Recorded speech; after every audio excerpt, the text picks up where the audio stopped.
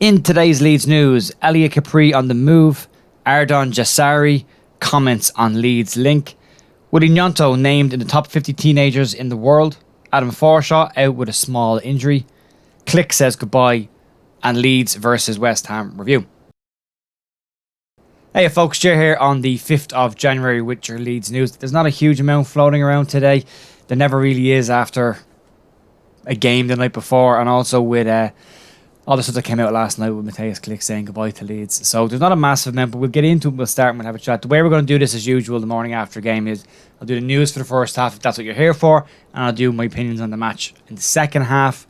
If you don't want to stick around for the second half, you don't have to. So we'll do the news first and we'll get that out of the way. And we'll just start off and let's talk about Elia Caprile, the Leeds goalkeeper who couldn't be guaranteed minutes at Leeds last season, moved over to Italy to play for Bari and is having a very, very good season.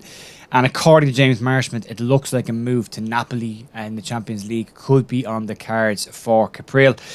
The issue here is, and it shouldn't be an issue, but it might be, is Leeds have a fantastic 50% sell-on clause in the player's contract. And this is where it gets sticky. Napoli are owned by Elia De Laurentiis, and Bari are owned by his son Luigi De Laurentiis. So the fee, and James Marshman reckons the fee between Bari and Napoli could be a very small fee as it's father and son selling and buying the player. A 50% sell-on clause, we might lose out because of that. Now, whether it's... You see that happen with Watford. Watford owner also owns, I think, Udinese and a couple of other clubs in Spain as well. But what he tends to do is the fees tend to move anyway, so it's money to money, so it doesn't really matter. So we'll have to wait and see what happens there. But we could lose out on a bit of a sell-on fee there after putting a lovely 50% sell-on clause in the contract just because it's father and son. But is what it is. And we'll move on then. Let's have a quick chat then about the incoming or linked midfielder Jashari, who was linked with Leeds earlier this week. The FC Lucerne player is a Swiss international, 20 years of age, very young, and a fee of around 6.2 million is what's being touted as an adequate fee to get the player away from Lucerne. However, the player himself has said that he has heard about the rumours and you can't avoid it. He also went on to say that his focus is very much on Lucerne at the moment, and he said, "But I'm happy here that I can get back on the pitch and train with the team. The focus for me is clearly on Lucerne so that I can prepare well and stay injury free." So the player coming back from a knock, but also commenting, it's the usual stuff you hear from a player being linked with another club. I'm happy where I am, I don't want to move, I'm not asking for a move, and then the move happens. We'll have to wait and see. Moving on then, let's have a quick chat about Gnonto, who scored his first goal for Leeds last night. A fantastic finish and a lovely ball from Crescencio Somerville. But he was again last night, Gnonto, probably one of the best players that Leeds had, and we'll get to that in the review later on. But 442 magazine has listed Gnonto in the top 50 teenagers in the world. Gnonto was nominated for the Golden Boy Award during the summer, which is the teenage variation of the Golden Ball, or the Ballon d'Or as it is. Was shortlisted for that during the summer as well, and did pretty well in it as well. Leeds fans love an old online poll, so when it was a public vote, we all got involved. But now being listed in top 50, being recognised for the work that he's putting in. For a player that wasn't Premier League ready, you're sure as hell doing well, isn't he? Move on, let's have a quick chat about Adam Forshaw, who was missing from the lineup last night, and Jesse Marsh's comments after the game, it looks like Adam Forshaw was out with a minor hip issue, and he had a small procedure to kind of free up the areas, what they've said. Marsh said that he doesn't expect him to be out for long. It's a short enough thing, but it's just to try and free up some space. He's got a bit of tightness in his hip. He's gone through a lot of surgeries for Shaw over the last couple of years, so it's, things can get a bit messy in the body. So in to clean it up, and we'll wait and see what happens. Then moving on to probably the final bit today before we get to the review, and Klich said an emotional goodbye to Leeds fans last night. Everyone's split on how this was done. I'm not sure how I feel about it either. Did he deserve a bigger goodbye? Should it have been announced beforehand? I did think the way the players handled it on the pitch was excellent. The fact the players stayed in the pitch, a lot of fans stayed to applaud the players. Clearly an emotional night for Klich. And I've said this, whatever about the current performances of the championship winning team that are playing the Premier League right now, whatever the level they're on right now, it doesn't really matter, because these guys are going to be, immortalised in Leeds history as the team that got promoted back to the Premier League. Klich has the Champions logo graffitied outside of Ellen Road. I'd be shocked if that ever goes anywhere. So he's instilled in Leeds history and will be for a long, long time. And according to what's been going around last night, the paperwork for DC United is all but done. Not signed. They did make that clear last night. That's not signed. But Leeds are releasing the player in order for him to go and complete this deal. So I don't think there's no fee involved with Leeds getting any money from. What Klich said about it as well is he would love to stay at Leeds. Himself and Jesse Marsh have both said that they don't know 100% if it's the right thing for either of them to be allowed to happen. And they're very mixed on this. But what Klich said is he doesn't like sitting on the bench and he wants to play as long as he can. And we said this months ago when the first time the link came up. He's not a player that likes sitting on the bench. But you could see it was a sad, and it's a change in the guard moment. It leads to another one of the Champions squad that's moving on. And the reality, and the sad reality of the fact is that that probably needs to happen, over the next 2 transfer windows as well. I think we're going to see a lot of those players leave or finish their careers at Leeds. And that's just what happens. Leeds need to move forward with the team in the Premiership. But that doesn't mean that these guys won't be appreciated for what they did for Leeds. And Matthias Klich will always be a hero for Leeds and for what he did. And for all of the amazing goals that he scored for Leeds, all of the... I don't swear on the channels, I'm not going to swear, with the S-housery that he does as well. He's been great. It's been great to have him. So we'll say goodbye to Clicky and we wish him all the best in DC. He's going to rip it up in the MLS. There's no doubt he's going to rip it up in the MLS. And we'll leave it at that. So that's the end of the news segment for today. We're going to move on to the match review. So if you're just here for the news, thanks for watching. Appreciate it. And if you're here for the match review, I'll see you in a sec. Right, so 2-2 draw versus West Ham at home. In the context of how the game went, not a bad point. In what we needed probably going into the game, not a great result. And I'm split on it. I really am. I think... I keep saying this and I'll say it again, and this is how I view this Leeds team, and this is how I view Jesse Marsh's tactics and Jesse Marsh's system. Going forward, we look like a really, really good team. We pass the ball really well in the final third. We move, the runs off the ball are fantastic. The speed at which we move the ball is really good and nice to see. The movement around the edge of the box is good. The options for shots or crosses are there. It's good. We scored 2 good goals last night, and if you score 2 goals in any match, that should be enough to win you the game. But we shoot ourselves in the foot, and this is where the lack of quality comes into it. It's panic. And last night was the first time we heard Jesse Marsh actually comment. Now, he said before about players need to be brave, and he says that a lot. And what I take from that, and what I mean, I think he means when he says players need to be brave is they've got to want to get on the ball, they've got to want to impact the game, they've got to want to be involved and look to do things and impact the game in a positive way. And he said after the game last night that he felt that some of the players were hiding and weren't being brave enough and looking for the ball to get involved in it. And I'd have to agree with that. Seeing Brendan Aronson come out of an attacking midfield role into be the number 6 role to be the set for the centre halves, and then make a mess of it and they score. He shouldn't have been there. That's number 8 or number 6. Rocket was deeper. Tyler Adams should have been in there as well. It shouldn't have been Aronson, but he was. So players need to want to get on the ball in the areas that are going to kickstart Leeds moving, and that didn't look like they wanted to do that last night. It's a switch, and again, Marsh said it, when they look like they're interested in it, and when they do feel a bit braver, and they do live up to their ability, they can play outstanding football.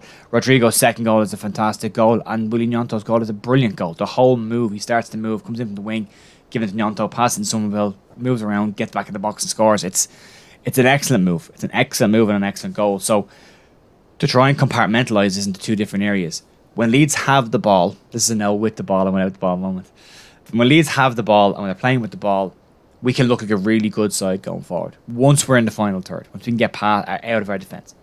Building from the back and defending as a unit, we look panicky, we look loose, we look, we have no shape about us. And any kind of overload in an attacking area looks like it's probably going to put us under pressure and we're probably going to buckle. Now, what I did pick up from last night, I said on Twitter last night as well, is that Leeds seem to be able to do one of 2 things, but not both. If Leeds decide they want to play the 4-3-3 and attack teams, they can do that and they can score goals. But they will concede as a result of that. They will leave themselves open, they will overcommit, and they will concede goals. That's just the way it's going to be. Or Leeds can go out and set up like they did against Newcastle, where they can play a low block and try and hold an attack and defend and keep a clean sheet and get a point. But they won't score. They won't create anything because they won't go forward. So it's this weird position where it branches in 2. As an attacking unit, I think this Leeds team is a very good team. As a defensive unit, I think this is a very poor Leeds team. I'm hoping that Max Vober comes in and does better than what's in there at the moment. I still don't think we should be looking at Max Forward as a left back. I think we should be looking at a left side centre back. I think we need to look at our back line completely. I would love to see Leeds move to a 3 centre back option, just cover the mistakes that we've got in there. You know, the gaps that between the lines are there as well. They're pretty obvious. So, I mean, if you look at the first half, I thought we started the game really, really well. I thought we deserved our goal. There was a couple of moments on the counter attack, but you're going to get down on the counter attack. Counter attacks always look like that. But we looked like we had an awful lot more in the tank. We, again, first 20 minutes thought we were really, really good. We get a goal. It's a brilliant goal. It's very well taken by Gnonto. It's a lovely move again. And you hope Leeds just hold on to that for 10 minutes or get the half time, you know, or build on it. Try and build on that. And we don't. We start to drop in a little bit. We're not as good at defending as we think we are. And mistakes start to happen. People start to get sloppy on the ball. Passing starts to get poor.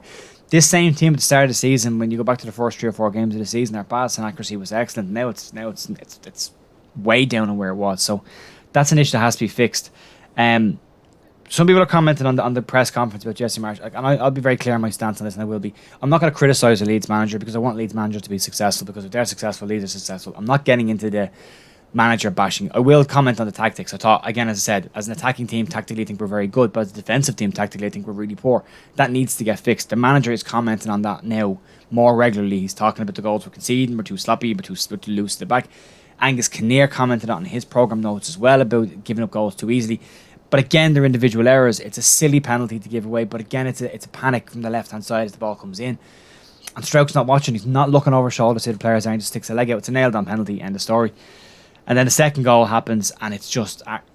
you can see what Brendan Aronson is trying to do. The ball's played into him. He tries to set it back to Rocket, but Rocket's moved and Aronson hasn't looked. He's put the ball where Rocket was and not is. And they go through and they score. And if they're just individual, unforced individual errors, like Aronson had time. Now, whether someone should have told me he had time and there wasn't a call, I don't know. But that's the frustrating part of it. Second half, again, I thought we were poor for the first 20 minutes, but then I thought we came into the game again. And again, then when our attacking stuff happened, I thought we were really good. The mixed bag on this is on the changes as well. I personally didn't think Jack Harrison did enough when he came on. I thought he gave the ball away far too easily. I thought he overcarried the ball. Paul Robinson and a couple of other Leeds legends have reckoned that he changed the game when he came on. I'm okay to disagree with people on this. If people have seen the game slightly differently, football is a game of opinion, so that's fine. I have no problem with that. I didn't think he did enough for us coming on. I still don't think he's doing enough for us, and I think he's well down the pecking order. I think when Sinisterra comes back in the next week to 2 weeks, I think Harrison's behind Sinisterra, behind Somerville, and behind Gnonto. Chris Somerville did look rusty last night as well. Didn't look his usual sharp, impactful self. That's just going to come with time. He needs probably another couple of games under his belt to come back from the little bit of an injury that he had. He missed 2 of the second pre-season friendlies, so... but all in all, disappointing night for Leeds. You'll take the point after being 2-1 down. This team does show that it has character and can get back into games, but you'd like to see them when they get the lead show some impetus and push on and go and win the game. That's missing. There's still that niggle of doubt in these players' mind that they're not good enough, and I think they are. I think a lot of these players are good enough for the Premier League and are better than where they are in the league right now. I still think Leeds need to bring in more quality. I think with Matthias Klich leaving, Jesse Marsh has said he thinks we're okay with enough in midfield. We've been here before. Like, really think about it. Brendan Aronson's playing as a wide winger as a number 10, so he wasn't really coming in to fix our midfield issues last year. Tyler Adams has come in to add another player. Now, Sam Greenwood has been fantastic in midfield, but he's still learning that role. We need experience in there in the Premier League. If Klich leaves, Leeds have to bring in another midfielder to replace him. They've been linked with loads. As we said, Jashari's been linked from the thing, but he's 20 years of age. He's not experienced. Sasa Lukic looks like an obvious replacement for Klich, but whether he'll come in from Torino, that's gone pretty quiet as well. So it's an interesting one to look at as well. But in my opinion, if you're going to sell a midfielder, and with Forshaw out now for a couple of weeks with an injury, you've got to go and bring in a midfielder. You've got to bring in experience. These kids are going to come through and they're going to be great. And Sam Greenwood, I think, is going to be an excellent player for Leeds. I think he's only going to get better. He's shown that. But right now, Leeds need experience to start games, and especially against bigger teams. And for me, we need to go and get a midfielder and replace him. Now, what Angus Kinnear did say in his programme notes last night was he welcomed our first signing of January, Max Wober, key being first signing. So whether that turns into multiple signings, whether it's just a term of phrase that he's put in the thing, or whether it actually just means we're planning on signing more. The Mail Plus of the Leeds are going to be signing a secret striker imminently in the next day or two. I'll have to wait and see if that turns into anything, but super quiet on that front. There's nothing of the links that looks to be a concrete link right now. Now, Max Warburg came out of nowhere, so again, Leeds are probably doing a very good job of keeping things tight-lipped. And Jesse Marsh saying that we're okay in midfield, again, would be, I'm not talking about transfer market. We're fine. Move on. That kind of thing. We have to wait and see what the reality of that is. So, That's what I think. Let me know your thoughts. Be nice to each other in the comments. Don't fall out with each other. It was a bit like yesterday. Don't fall out with each other in the comments. It's not that kind of place. Let's just, we can agree to disagree on football. That's absolutely fine. It's okay. So, and that's it. And I'll be back tomorrow morning with the news and hopefully some detail on some new players coming in to help strengthen this squad. Have a great day, and I'll talk to you tomorrow. Bye.